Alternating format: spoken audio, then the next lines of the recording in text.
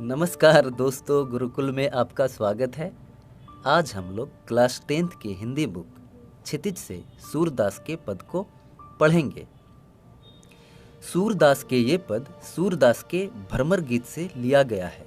ये 4 पद हैं। इन पदों में गोपियों की व्यथा को बताया गया है। जब श्री कृष्ण गोपियों को छोड़कर मथुरा चले गए थे तो गोपियाँ उनके आने का इंतजार कर रही थीं, लेकिन श्री कृष्ण ने उद्धव को योग संदेश लेकर भेजा। वे स्वयं नहीं आए। तब गोपियाँ उद्धव पर व्यंग करती हैं, साथ ही साथ अपनी विरह यानी दुख दर्द को भी बताती हैं। तो चलिए पहला पद शुरू करते हैं। उद्धव तुम हो अति बड़भागी। अति मतलब बहुत, बड़भागी मतलब भाग्यशाली, भाग्यवान। यहाँ गोपियाँ उद्धव को कहती हैं, उद्धव तुम बहुत भाग्यशाली हो। अपरस रहत स्नेह तगाते, नाहिन मन अनुरागी। अपरस का अर्थ होता है अछूता, जिसे छुआ ना जाए, स्नेह से, प्यार से। तगा का अर्थ होता है धागा, बंधन। नाहिन का मतलब नहीं, मन मतलब मन, अनुरागी यानी उनके प्रेम में अनुरक्त नहीं हुए, उनके प्रेम का छाप तुम्हारे मन में नहीं पड़ा। यानी कि गोपियाँ उद्धव पर कटाक्ष कर रही थी कि श्री कृष्ण के साथ रहकर भी तुम्हारा मन श्री कृष्ण के प्रेम में अनुरक्त नहीं हुआ। श्री कृष्ण के प्रेम का एक धागा भी तुम्हें नहीं छू पाया। पुरैनी पात रहत जल भीतर, तारस देह न दागी। पुरैनी पात का मतलब कमल का पत्ता। रहत जल भीतर मतलब वो जल के भीतर ही रहते हैं, जल के अंदर ही रहते हैं। तारस देह न दागी। ता मतलब तो भी, रस मतलब पानी, जल, देह मतलब शरीर, न मतलब नहीं, दागी यानी दाग धब्बा।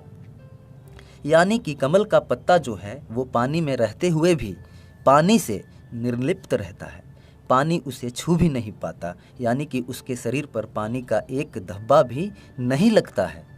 उसी प्रकार तुम श्री कृष्ण के साथ रहते हो, फिर भी तुम्हें श्री कृष्ण का प्रेम छू भी नहीं पाया है। इस तरह गोपियाँ कटाक्ष कर रही हैं उद्धव पर। ज्योजल माह तेल की गागरी, बूंद न ताको लागी। और इसी प्रकार एक और उदाहरण दे रही हैं कि ज्यों का मतलब जैसे, जल माह मतलब जल के अंदर, तेल की गागरी, गागरी मतलब घड़ा, जिस घड़े पर तेल लगा हो उस घड़े को अगर जल के अंदर डाल दे, बूंद न ताको लागी, तो उसको एक बूंद भी पानी की नहीं लगती। ताको मतलब उसको, लागी मतलब लगती। बूंद भी उसको टच नहीं कर पाती, छू नहीं पाती। जिस प्रकार तेल से लिप्त घड़े को जल के अंदर डुबाने पर भी उसको जल की एक भी बूंद नहीं छू पाती, उसी प्रकार तुम भी हो, क्योंकि तुम भी श्री कृष्ण के साथ रहते हो, फिर भी अभी तक तुम्हें श्री कृष्ण के प्रेम का अनुभव नहीं हुआ है। प्रीति नदी में पाँव न बोरियो, दृष्टि न रूप परागी। प्रीति नदी मतलब प्रेम की नदी, पाँव यानी पैर, बोरियो मतलब डुबाना, परागी मतलब मुग्ध होना। फिर सूरदास कह रहे हैं, अभी तक लगता है तुमने प्रेम की नदी में, श्री कृष्ण जी के प्रेम की नदी में अपने पाँव नहीं डुबोए हैं, इसलिए तुम्हारी दृष्टि उनके रूप में अभी तक मुग्ध नहीं हो पाई है। यानी कि तुम अभी तक उनके रूप में मुग्ध नहीं हो पाए हो। हर वक्त कृष्ण के साथ रहते हो, तब भी तुम अब तक उनके रूप पर मुग्ध नहीं हो पाए हो। सूरदास अबलाहम भोरी, गुर चाटी ज्यों पागी।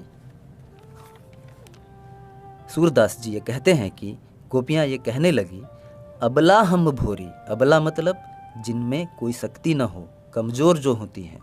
भोरी मतलब भोली। वे कहती हैं, हम तो अबला और भोली हैं जो श्री कृष्ण के प्रेम में पड़ गई हैं। गुर चाटी ज्यों पागी। गुर मतलब गुड़, चाटी यानी चीटी, पागी मतलब चिपटना या लिपटना। यानी सूरदास, हम जो नारियां हैं, जो स्त्री हैं, वो तो बहुत ही ज़्यादा भोली हैं। हम तो उसी चीटी के समान है जो गुड़ से चिपट जाती हैं या चिपक जाती हैं। उसी प्रकार श्री कृष्ण के प्रेम से लिपटे हुए हैं, हम उनके प्रेम में मुग्ध हैं। हम चाहें तो भी कृष्ण के प्रेम को अपने से अलग नहीं कर पाएंगी। जब गुड़ से चींटी चिपक जाती है तो वह चाहकर भी गुड़ से अलग नहीं हो पाती। इस प्रकार गोपियाँ कह रही हैं, हम तो उन चींटियों के समान हैं जो गुड़ से चिपट जाती हैं तो अलग नहीं हो पाती। उसी प्रकार हम श्री कृष्ण के प्रेम में लिपटी हुई हैं और चाहें तो भी हम उनको अपने हृदय से नहीं निकाल सकती। वास्तव में गोपियाँ ये कहना चाहती हैं कि उद्धव जो है वो बड़ा ही दुर्भाग्यशाली है, क्योंकि इससे बड़ा दुर्भाग्य क्या होगा कि श्री कृष्ण के साथ रहते हुए भी श्री कृष्ण के प्रेम में नहीं पड़ा। अब दूसरे पद में चलते हैं। मन की मन ही मांझ रही, मांझ का अर्थ होता है अंदर। गोपियाँ यहाँ कह रही हैं, हमारे प्रेम की भावना तो हमारे मन के अंदर ही रह गई हैं। कहिए जाई कौन पे उद्धव, ना ही परत कहीं। अब उद्धव तुम ही बताओ कि हम अपने मन की बात किससे कहें।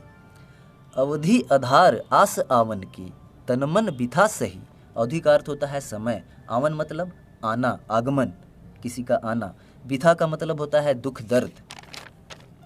फिर गोपियाँ कह रही हैं कि हम इतने ज़्यादा समय से इसी आशा में जी रहे हैं कि जल्दी ही श्री कृष्ण आएंगे और इसी के कारण हम इतने दुख दर्द सह रही हैं। अब इन जोग संदेशिनी सुनी सुनी, बिरहिनी बिरह दही। संदेशिनी का अर्थ होता है संदेश और बिरहिनी बिरह दही का अर्थ है इंतजार की आग में जलना। फिर गोपियाँ कह रही हैं कि तुम कैसा संदेश लेकर आए हो, तुम्हारा संदेश सुनकर तो हम और भी इंतजार की आग में जल रही हैं। चाहती हुती गुहारी जितही तय, उत्तय धार बही। यहाँ गोपियाँ कह रही हैं कि वे चाहती हैं, चाहती मतलब चाहना, हुती मतलब थी, वे चाहती थी गुहार लगाना मतलब पुकारना, जहाँ से वो पुकारना चाहती थी। जितही तय मतलब जहाँ से वे चाहती थी कि रक्षा करने के लिए पुकारे, यानी कि श्री कृष्ण से उन्हें उम्मीद थी कि वे आ जाएंगे।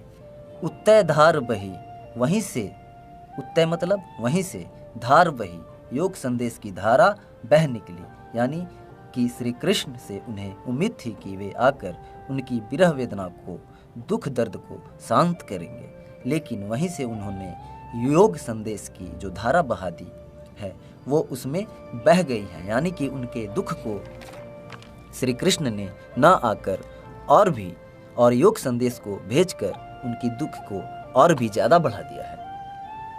सूरदास अब धीर धर ही क्यों, मर्यादा न लही। धीर मतलब धैर्य, मर्यादा माने मर्यादा। सूरदास जी अब कहते हैं कि अब गोपियाँ कह रही हैं, अब धीर धर ही क्यों, यानी अब धैर्य को क्यों धारण करें।